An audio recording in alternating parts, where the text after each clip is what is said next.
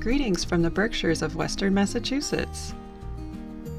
We're excited to take you along on our trip to all the charming places that theberkshires.org planned for us as a part of our anniversary getaway. They are the quintessential Berkshire planning tool that helped us plan the perfect itinerary of cozy activities for a New England autumn experience.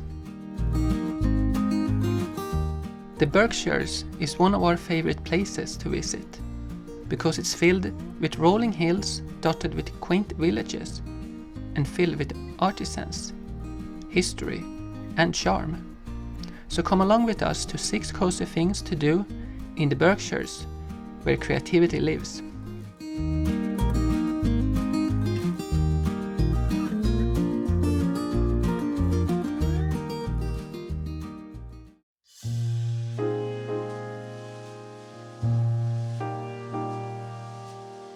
We begin our trip in the charming town of Stockbridge that greets us with its quintessential small-town main street, lined with old buildings and storefronts.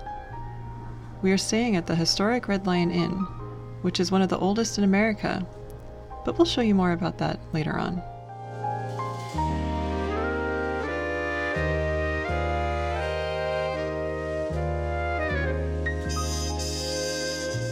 Let's begin our first day with a visit to the Norman Rockwell Museum. Rockwell lived in Stockbridge for 25 years and used not only the town as inspiration, but many of his neighbors as models for his heartwarming hometown scenes.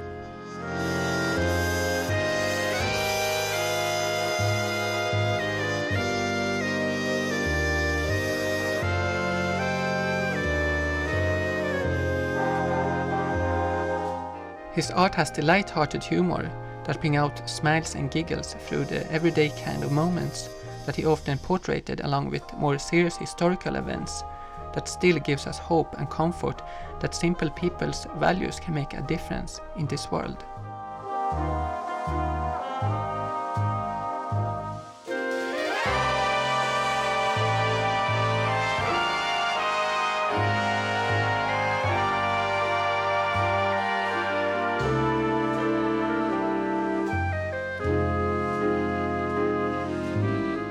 Rockwell is perhaps best known for his artwork for the Saturday Evening Post, which he created over 300 illustrations throughout a 47-year period.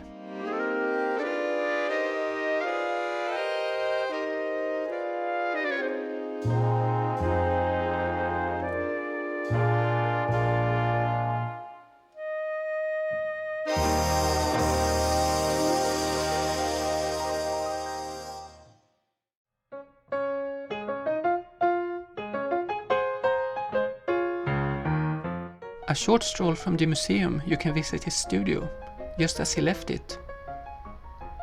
It makes it feels like he suddenly might show up around any corner and have a chat like old friends.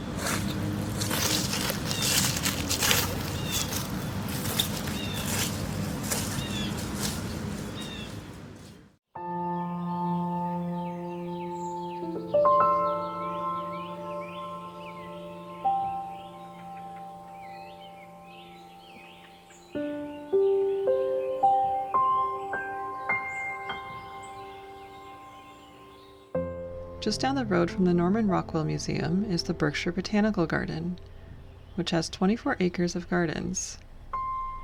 It was established in 1934 as the Berkshire Garden Center and is revered as one of the older public display gardens in the Northeast.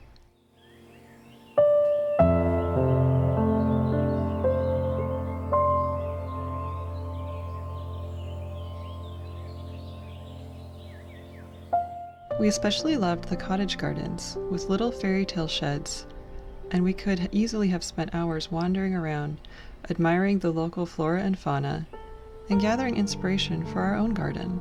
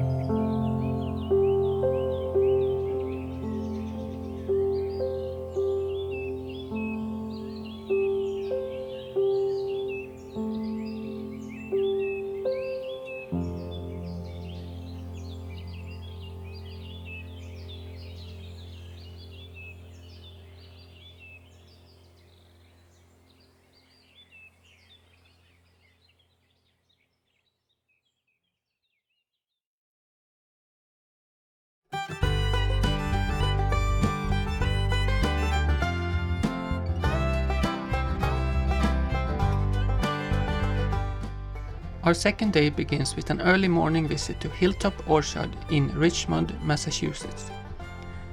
It's easily one of the most picturesque farms we've ever been to.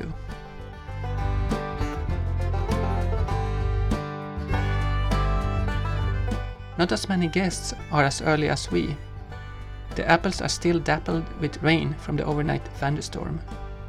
It's beautiful to see the morning mist make way for the sunshine and hear the birds wake up on the hilltop.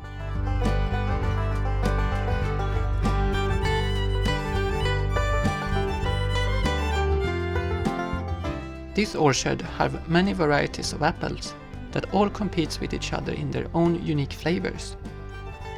By sampling different sorts, we extend our apple palettes in a way that only such a beautiful crisp fall day can do.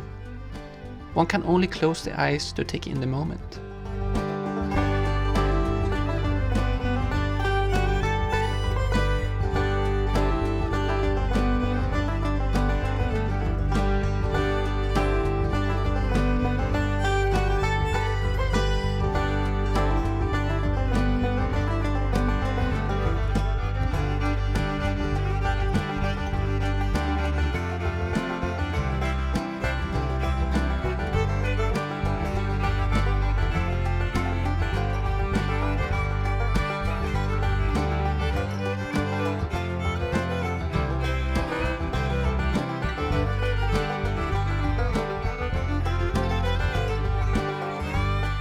Of course, we had to get some fresh apple cider and donuts, whose fragrance found its way through the trees while we were picking apples.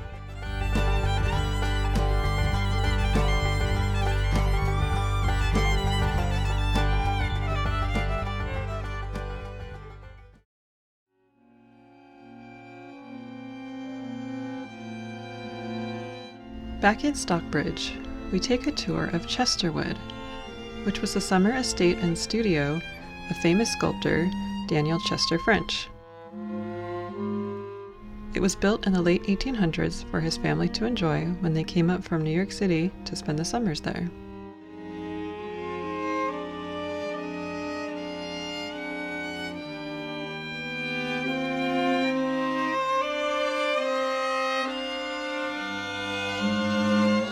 French was a monumental master of his craft, and is best known for his Abraham Lincoln Memorial in Washington, D.C., and the Minuteman statue in Concord, Massachusetts, where he grew up.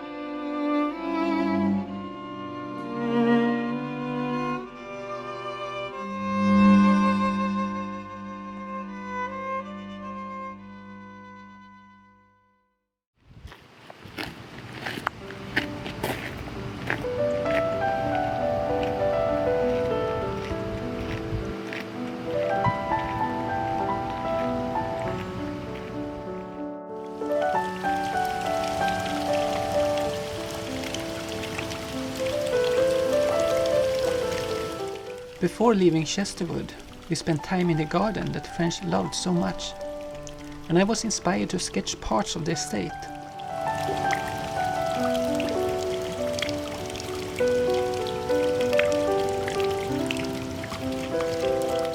Spending time at authors and artists' homes always feels like their creativity still lingers.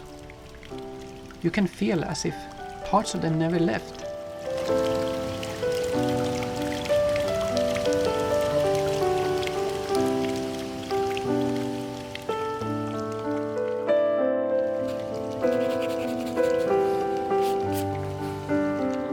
It's easy to see how French could find such peace and inspiration in such a beautiful location as this.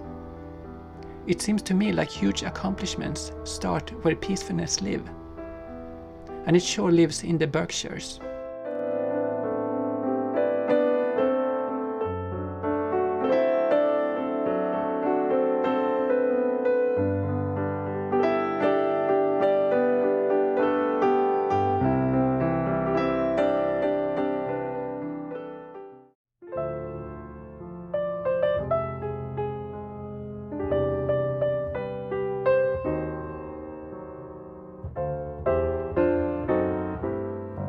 On our last night staying at the Red Lion Inn, we dine in the tavern, which has a very old and cozy atmosphere. It's very captivating to imagine that the inn has been in use for over 200 years, hosting many great men and women of days gone by.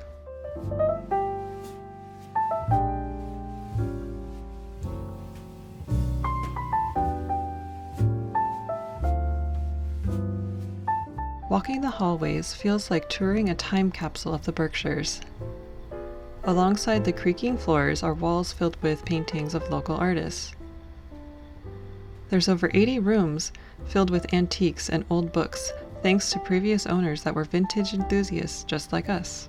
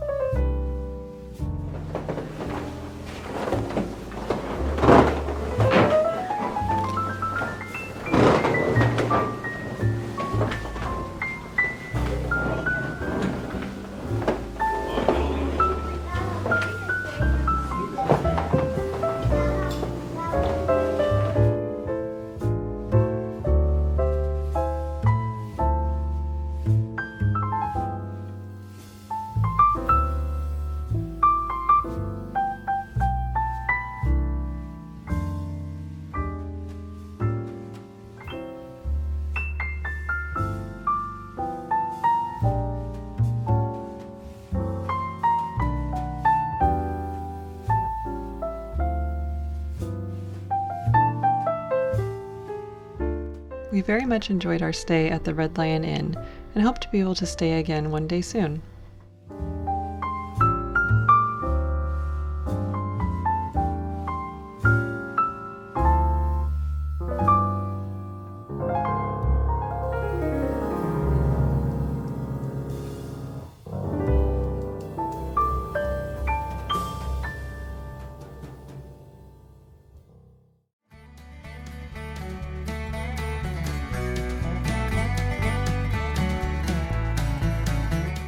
On our final day waking up in Stockbridge, we stop at the Main Street Cafe, where we have a hearty breakfast, because we are heading towards the mountains on an afternoon adventure.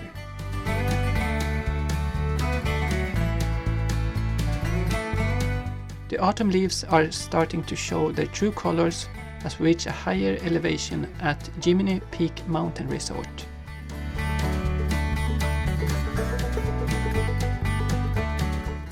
At their adventure park, we take the ski lift high above the treetops and had a thrill taking the alpine slide all the way back down.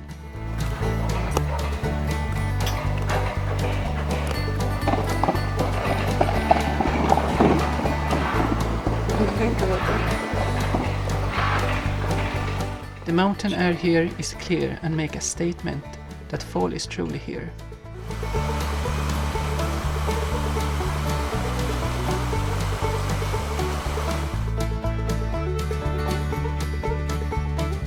Our last stop before we leave the Berkshires is to the Hancock Shaker Village, where they are having an old-fashioned country fair with festive harvest decorations and activities across the grounds.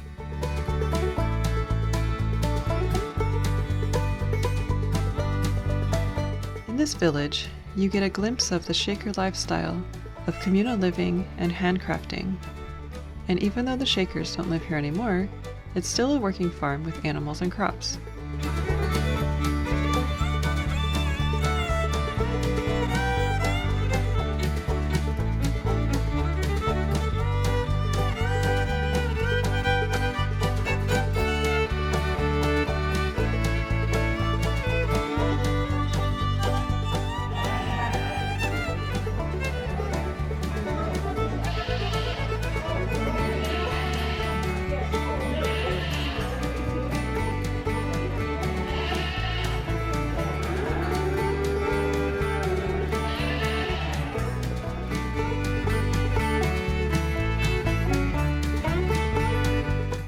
We love this Living History Museum because it is as if a slice of simple life has been preserved to inspire and give us a taste of how the Shakers created their own utopia that they call the City of Peace.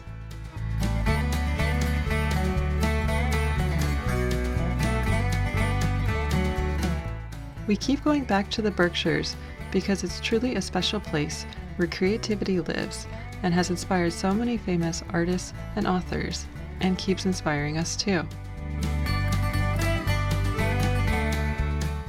We want to thank Berkshires.org again for helping us plan this charming trip, and we hope you enjoyed getting a taste of the Berkshires with us. Bye for now!